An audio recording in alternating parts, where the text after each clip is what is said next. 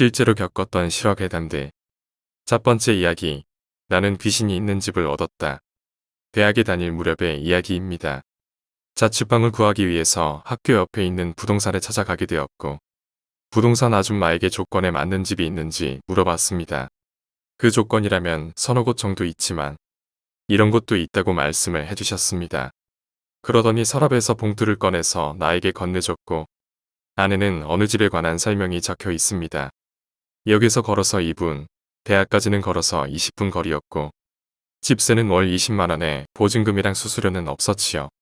주차장도 따로 있는 집이지만 사용료를 낼 필요도 없었고, 지은 지는 오래된 집이지만 방도 넓고 깨끗했습니다.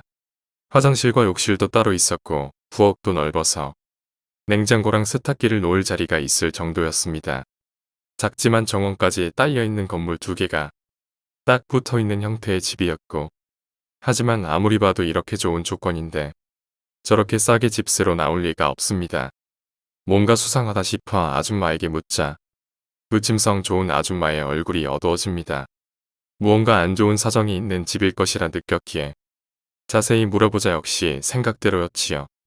지난번 살던 사람은 사흘 만에 집을 나왔고, 그 전 사람은 나흘, 그 전전 사람도 마찬가지였습니다. 다들 입주하고 며칠 지나지 않았지만 어째서인지 집에서 나와서 도망쳤다는 것입니다. 집주인 입장에서는 그냥 놀려두기도 아까웠기에 집세를 싸게 걸어서 내놓았지만, 부동산 입장에서도 소문이라도 나면 곤란하기에 웬만해서는 추천을 안 한다는 말을 했습니다. 기분 나쁜 예감은 있었지만 일단 워낙 집세가 저렴했기에 입주하기로 결정합니다. 그 자리에서 서류 작업을 마치고 다음날 입주하기로 했지요. 이미 이사 준비는 대충 끝나 있었기에 친구의 도움을 받아 반나절 만에 이사를 끝냈고, 저녁에는 집들이를 겸해 술판을 벌였습니다.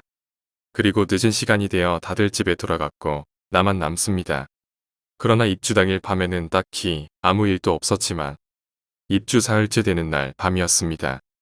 아직 인터넷 연결도 안 되었기에 침대에 누워서 평소처럼 휴대폰을 하며 잠이 오기만을 기다리고 있었습니다. 새벽 2시를 지나고 있었던가 빠드득하고 무언가가 벽을 긁는 것 같은 소리가 들립니다. 주변에서 뭔가 하고 있나 싶었지만 소리가 나는 것은 옆집과 맞닿아 있지 않는 벽이었습니다. 그래서 나는 올 것이 왔구나 하는 심경으로 반쯤 체념하고 마음을 굳게 먹습니다. 소리는 계속 이어지며 발밑에서 시작해 점점 올라갔고 마침내 천장에서 소리가 들리기 시작합니다. 천장까지 올라간 그것은 쾅쾅거리며 지붕 위를 뛰어다녔습니다. 이어서 커튼이 쳐있는 창 너머로 무언가 떨어지는 것 같은 소리가 나더니 소리가 멎었고 겨우 한숨 돌린 나는 친구에게 연락이라도 해야겠다 싶었습니다. 하지만 또다시 빠드득 하는 소리가 창밖에서 들려옵니다. 보면 안 된다고 생각했지만 보고 싶다는 호기심도 있었습니다. 하지만 앞으로도 여기서 살 거라면 정체를 확인해둬야 한다는 생각이 들었고, 나는 자리를 박차고 일어나 커튼을 열었지요. 그러자 창밖에는 기묘하게 긴 손을 가지고 있는 긴 머리카락을 한 것이 가만히 손목을 바라보며 벽에 손을 대고 묵묵히 긁어대고 있었고, 나는 아무 말 없이 커튼을 치고 소금을 가지고 와서 창문 옆에 두고 잤습니다. 하지만 빠드득 하는 소리는 계속 들려왔지요. 나는 다음날 부동산에 찾아가서 아줌마에게 역시 귀신이 나오네요 라고 말합니다. 아줌마는 기운 없이 역시 그렇구나 라고 말하더니 다른 집을 소개시켜주겠다고 했지만 나는 거절했습니다. 아줌마는 갑자기 50만 원이 들어있는 돈 봉투를 내게 건네주며 못 버티겠으면 나와 바로 다른 집을 소개시켜줄게 라고 말합니다. 그날 밤 역시 2시가 되자 또 빠드득 소리가 났고 천장을 뛰어다니는 소리가 들린 후에 밤새도록 벽을 긁는 소리가 들렸지만 나는 무시하고 잠을 잤습니다. 일주일 정도 지나자 그 소리는 들리지 않게 됩니다. 하지만 그 이후로도 종종 한밤중에 자고 있으면 이상한 시선을 느껴 깨어나곤 했습니다. 그러면 언제나 방 안에 그 귀신이 쪼그려 앉아 나를 째려보고 있지만 무시하고 그냥 잤습니다. 졸업한 후 직장을 근처에 얻었기에 지금도 이 집에 살고 있습니다. 솔직히 내 입장에서는 무척 만족스러운 집입니다. 두 번째 이야기, 귀신이 들린 붙박이장. 저는 지금 사는 집에 3년 전 이사를 왔습니다. 제 집은 현관에 들어서면 바로 왼쪽에 방이 있었고, 들어가보니 전 주인이 아주 큰 붙박이장을 두고 갔습니다. 방 자체가 그리 크지 않아서 장은 거의 방의 3분의 1 정도를 차지합니다. 그리고 문은 바퀴가 달린 미닫이 문으로 완전히 닫는 잠금 장치는 없습니다. 장이 얼마나 크던지 처음 이사 와서 비어 있을 때는 어른 두세 명이 한 번에 들어갈 수준이었지요. 완전히 새것같이 깨끗한 장이었기에 저는 먼지를 잘 닦아내고 사용하기로 했습니다. 책상과 가구들을 들여놓자 방에는 겨우 잠을 잘 수 있는 공간만 남았고 창문이 크고 아늑한 느낌이 들어서 저는 그 방에서 살게 되었습니다. 그런데 이상한 것이 하나 있었습니다. 저는 허리가 좋지 않아서 항상 침대가 아니라 바닥에서 잠을 자는데 언제나 붙박이장 쪽에 붙어서 잠을 청하고 있으면 어디선가 진동 소리가 들려오는 것입니다. 한번 그 소리가 들리기 시작하면 반드시 10분 간격으로 비슷한 소리가 계속 들립니다. 저는 혹시 어딘가에 잃어버린 휴대폰이라도 있었나 싶었지만 그다지 무섭지도 않았기에 별로 신경은 쓰지 않았습니다. 그 소리는 항상 붙박이장 안쪽에서 들려왔었고 문을 밀어서 열어놓으면 들리지 않았지요.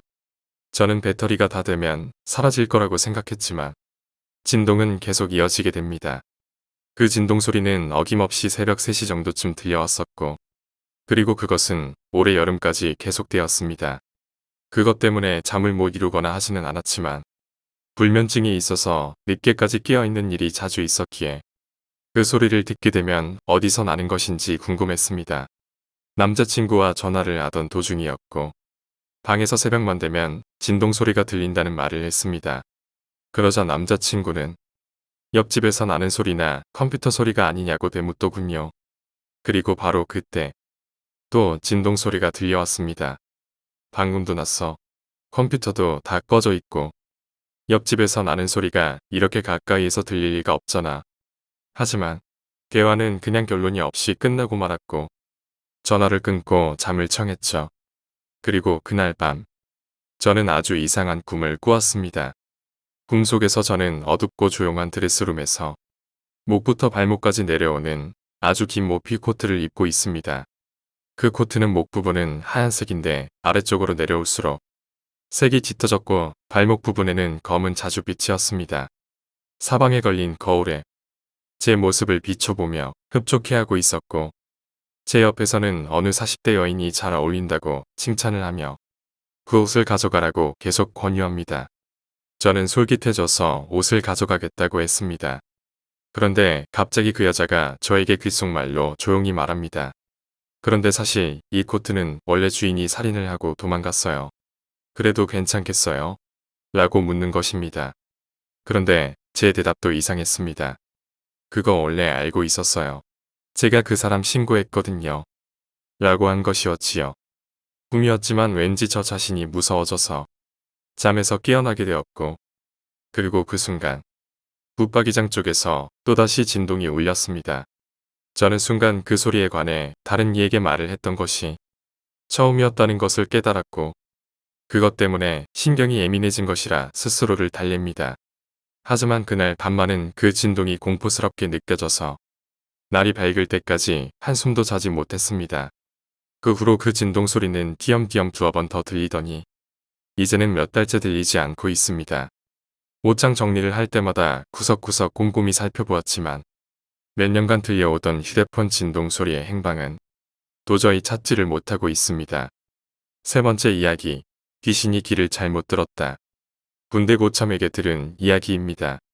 그 고참이 사회에 있을 때 친한 여자아이가 있었고 그 친구가 언제부터인가 악몽을 꾸기 시작합니다. 밤에 잠을 자고 있을 때면 어떻게 봐도 귀신이라고 밖에는 생각할 수 없는 여자가 천장에서 눈 앞까지 천천히 내려온다는 것이었고 꿈이라기에는 너무 생생했다고 합니다. 마치 가위에 눌린 것처럼 천천히 귀신이 내려와서 귀신의 땀구멍조차 보일 거리가 될 때까지 눈을 마주친다는 것입니다. 물론 몸도 움직이지 못하고 비명조차 지를 수 없었지요. 그런 꿈을 꾸기도 며칠간 이어졌고 여자아이는 가족에게 그 꿈에 관해 털어놓게 됩니다.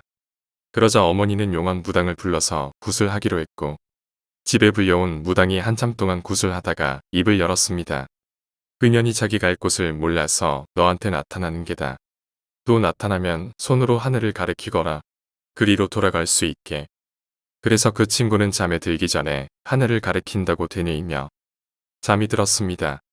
그리고 그날 밤 역시 귀신이 나타나게 되었고 무서웠지만 무당의 말을 상기하며 손을 들었습니다.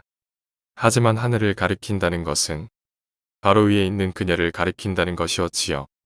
너무 무서웠던 그녀는 위가 아닌 옆으로 손을 향했습니다. 그러자 처음으로 그 귀신의 시선이 자신이 아닌 옆을 향하더니 그쪽 벽으로 사라집니다. 안심한 그녀가 마음을 놓고 푹 자고 일어났는데 간밤에 옆방에서 주무시던 아버지가 갑자기 돌아가셨습니다. 그 이후 이야기는 듣지 못했지만 밤중에 조소에서 근무를 서면서 들은 오싹했던 이야기였습니다.